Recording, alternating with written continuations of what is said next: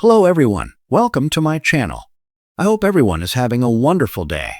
Before starting the video, please go ahead and hit the subscribe button and give this video a like up. How far will Taylor Hayes go on the bold and the beautiful to get Ridge Forrester to the altar? With all of the drama in Naples, it's only a matter of time before Ridge hooks up with Brooke Logan again. But does his fiancée Taylor have one more ace up her sleeve to save her engagement?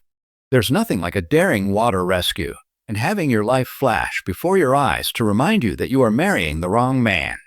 Brooke Logan told Ridge Forrester she was moving on with Nick Marone and done with his wishy-washy shenanigans. Then the bold and the beautiful writers threw a curveball in Naples and had Ridge Forrester save Brooke's life. The bold and the beautiful spoilers are all pointing toward a Brooke and Ridge reunion. Even showrunner Bradley Bell has stated that Ridge and Brooke are endgame in this story.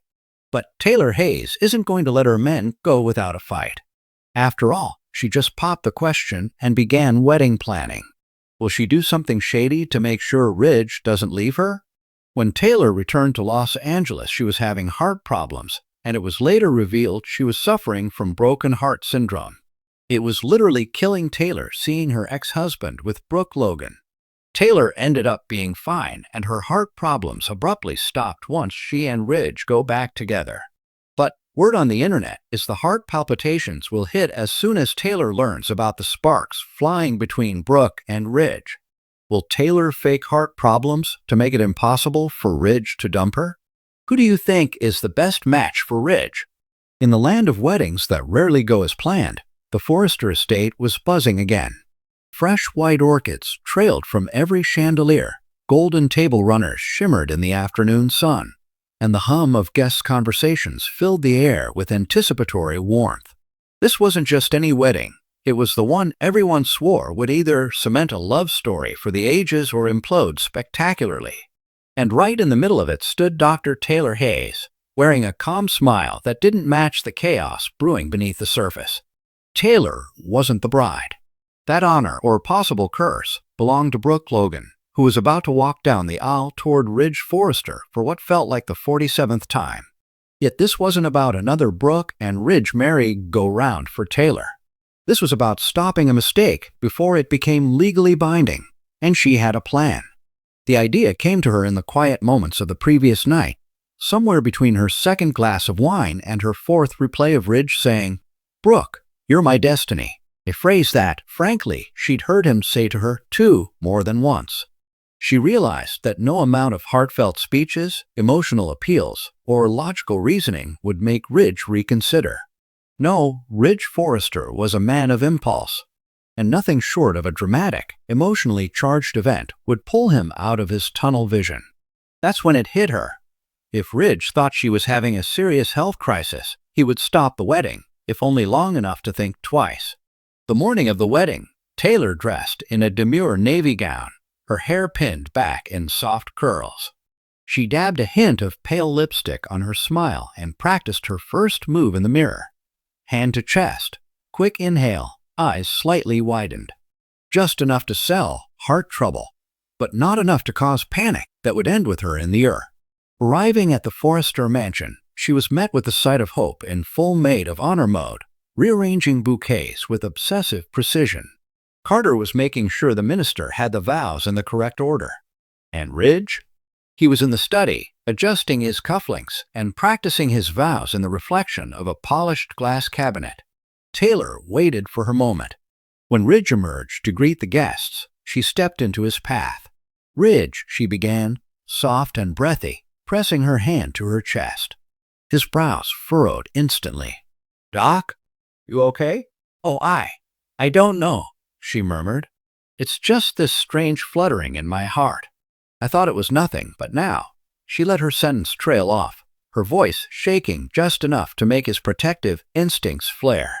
In an instant, Ridge abandoned his path toward the altar. "Maybe we should sit down. Do you need water?" "Carter."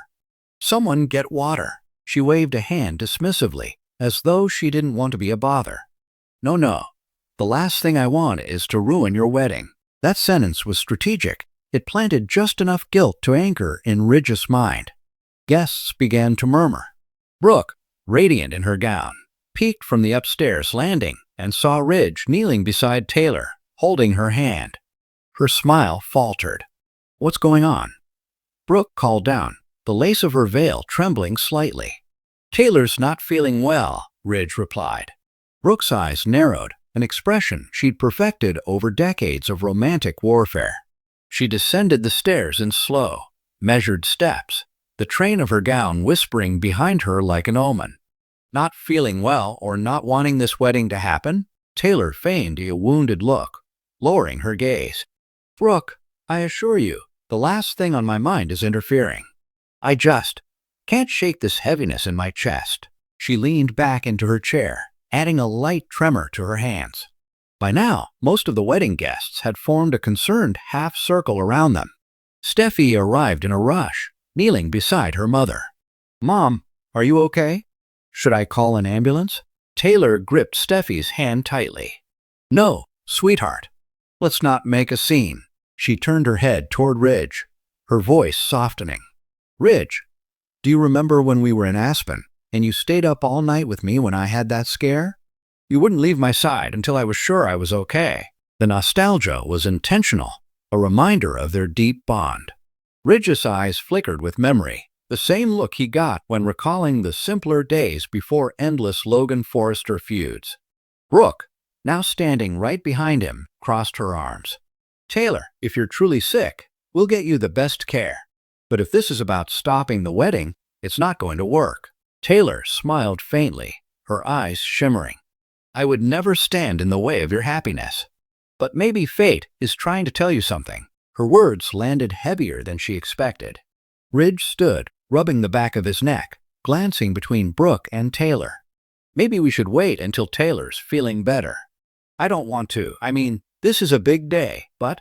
"Wait?" Brooke's voice rose. "Ridge, she's fine. Can't you see what she's doing?"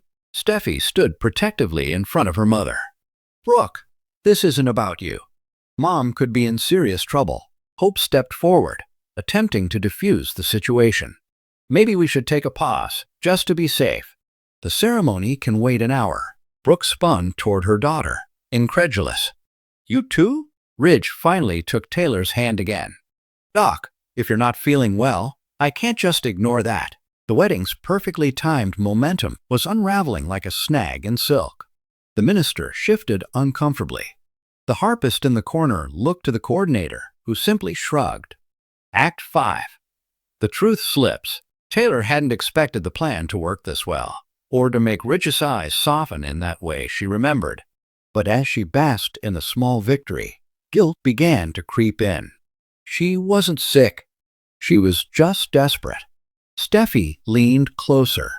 "Mom, be honest, is this really about your heart or about Ridge?"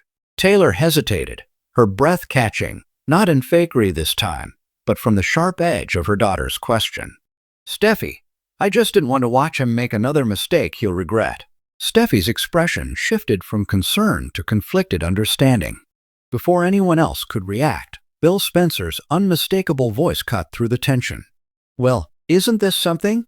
The wedding crumbles, and I didn't even have to lift a finger." He sauntered in with his trademark smirk, clearly enjoying the drama. Act 6. Fallout. In the end, the ceremony was postponed, just for the day. Brooke stormed upstairs, her veil discarded halfway up the staircase. Ridge stayed behind, sitting beside Taylor in the parlor as guests slowly filed out.